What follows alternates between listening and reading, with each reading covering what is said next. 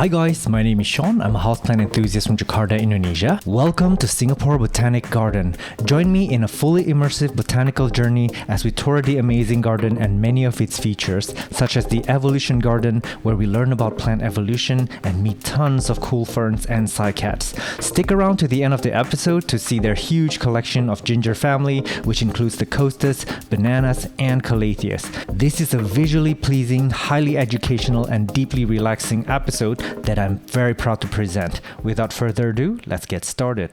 I'm passing by the Ethnobotany gardens here, and there is an exhibition called the Uncommon Market Vegetables, and it's free admissions, so let's check it out.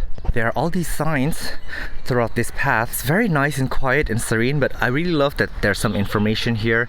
If I can spend a whole day here or more than one day here, it's actually really educational. So apparently in this sign here it says that some plants have poison that traditionally fishermen use to catch fish, so it stuns the fish and then it makes it easy for them to collect them. This is another sign and it explains what a fern is, but they also say that there's a type of fern that is used as a vegetable called the paku uban, and that is an interesting little bit of tidbits. It's not too much information. It takes you 5 seconds to go through these cards.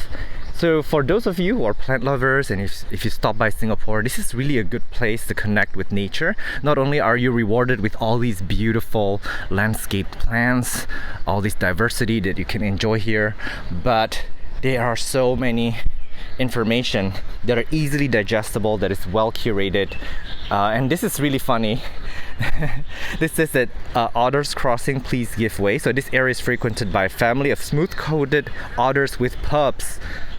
And just so you know, this park is actually free to get to, so you can actually explore all of this. This is really well funded. I'm not sure who is funding all this. Maybe it's the government or if it's private funded, but it is so well done.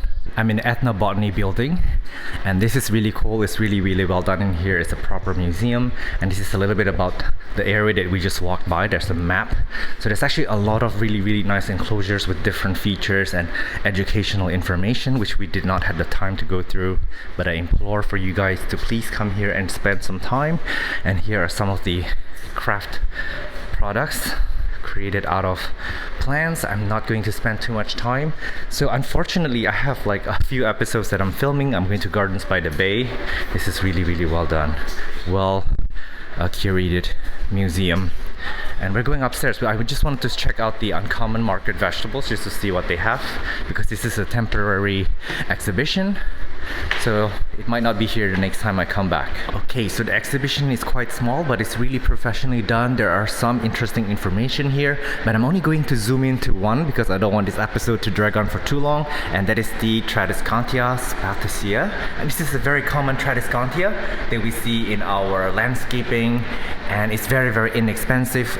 Again, we see it as ground cover everywhere, but did you know that it is actually edible? So there's a description here if you want to pause the video to have a quick look, but it is native to Mexico, Central Americas, and in Chinese culture it is used to make herbal teas, which is really interesting. And this is how you kind of brew them as tea, I guess, maybe with just hot water. And in Mexico, the dried leaves are used to prepare a beverage that is known to treat cancer. Now, it says that there's some pharmaceutical evidence that the compounds in the leaf extracts can control cancer. That probably is very difficult to prove, but interesting. I did not know that this beautiful Tradescantia plant, which grows very fast, that is very common, have such medicinal properties. We actually walked by the fragrant garden, and there was a really a lot of scents that is emanating through the air, and we don't know which plants are emitting these scents. But then now I'm here at the healing garden. I'm not really going to go inside, but it's really cool that they have these pathways. They have all this educational information on plants that are probably very medicinal and healing. And here, this is really interesting. For your safety and enjoyment, take nothing but photograph, leave nothing but footprints. Such thoughtful words. We're gonna keep moving on to find our main attraction.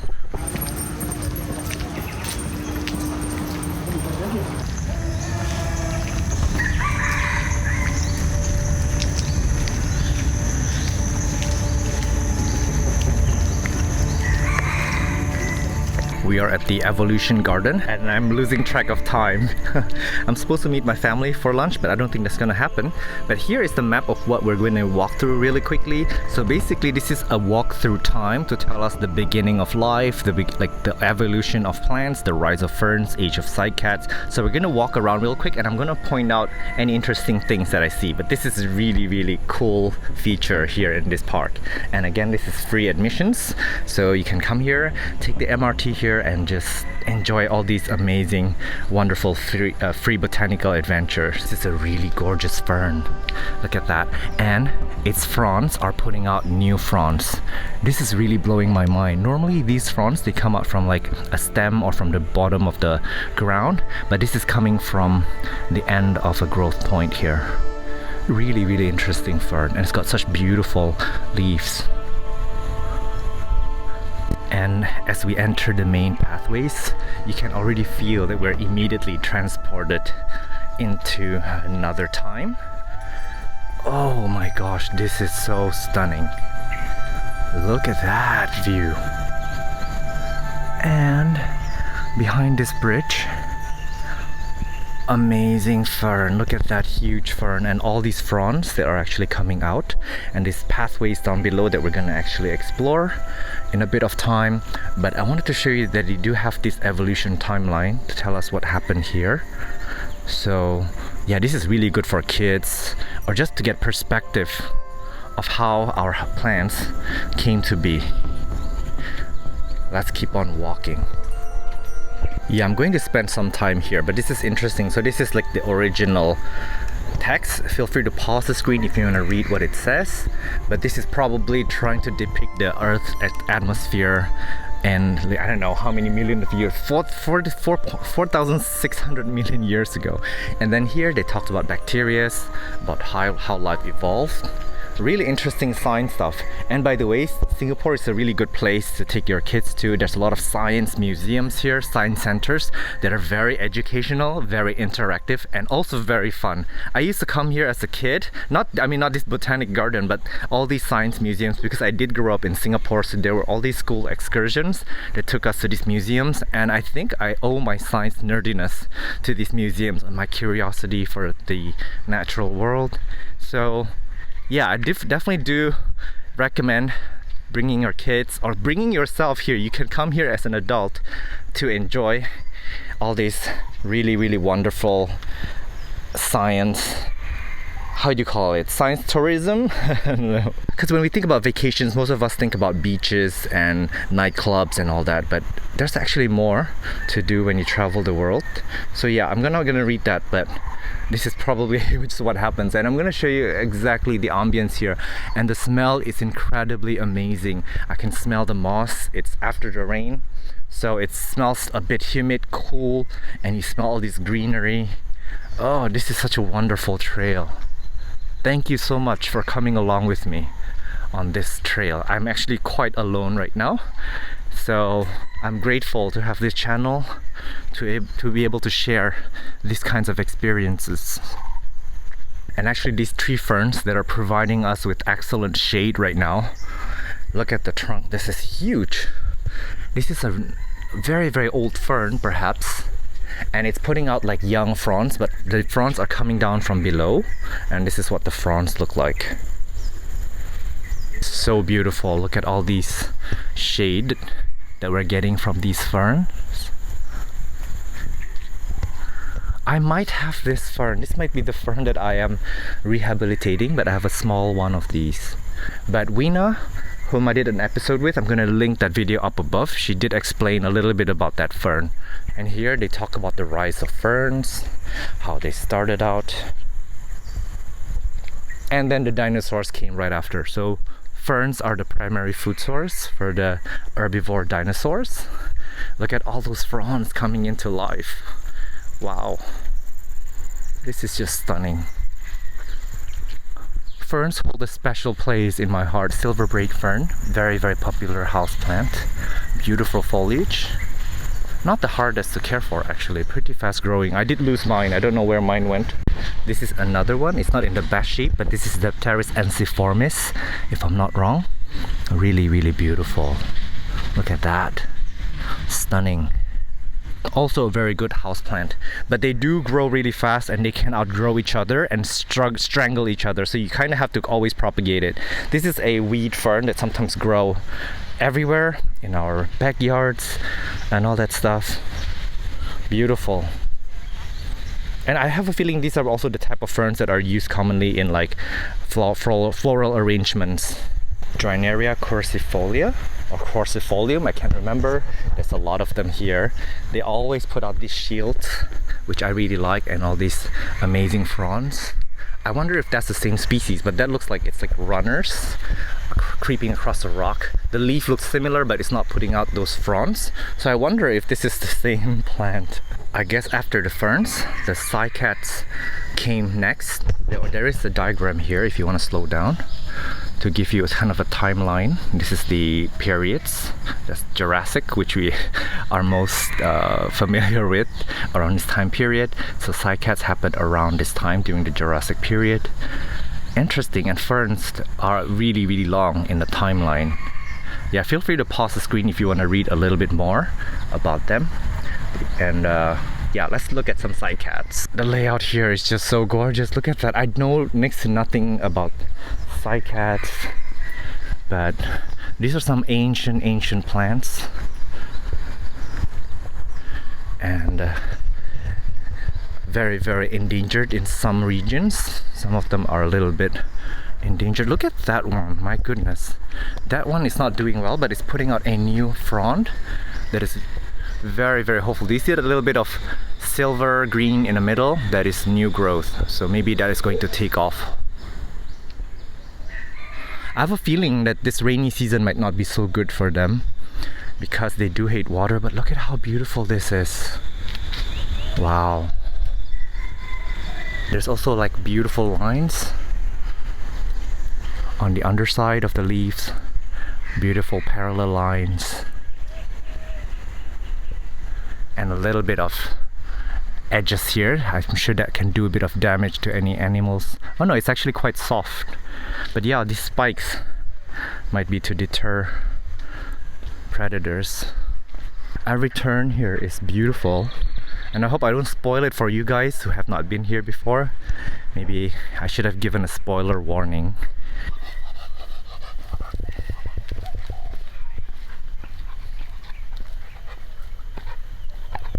And now we're in the flowering era, and as you can see here, the flowering plants really exploded in diversity very quickly, and it's quickly overtook all the other species. And just so you know, all your aroids, your monsteras, philodendrons that you really love, they are also considered flowering plants. And I have a feeling, looking at this chart, that they are still increasing in diversity. And that is, of course, if we humans do not destroy their natural environment faster than they can create this wonderful diversity.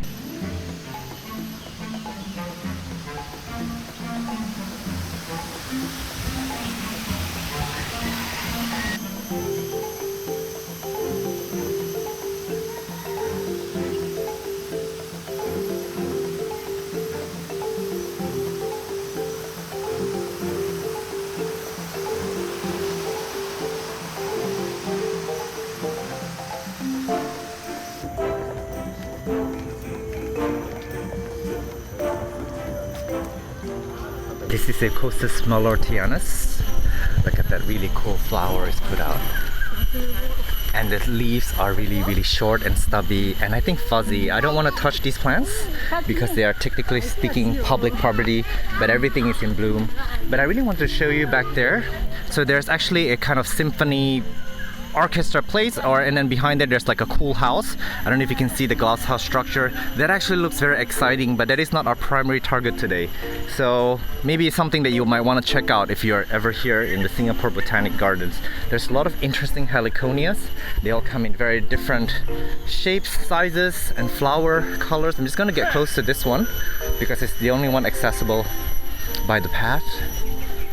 Really gorgeous. And I see some bright pink flowers over there, but I'm not gonna get close to it because there's some mulching on the ground.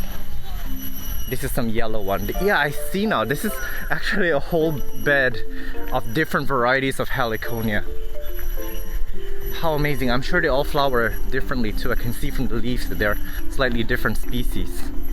This one is really, really fuzzy. Let's get close up to it. Look at that. Wow. It's a little bit drenched, I think, from the rain earlier this morning. But the flowers look like it's putting out these like yellow beaks. I don't know what you call them. Further down the lane, I guess we can see that there is in fact the Shaw Foundation Symphony stage.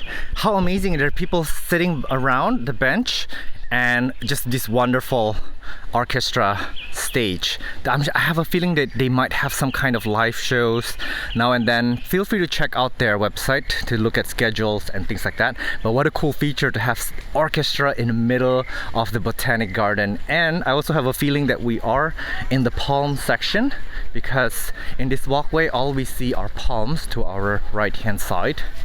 This is a really, really nice path to stroll along. I really wish I lived here. I could, with like a little dog that you could take for a walk every other week. It's an array of palms here.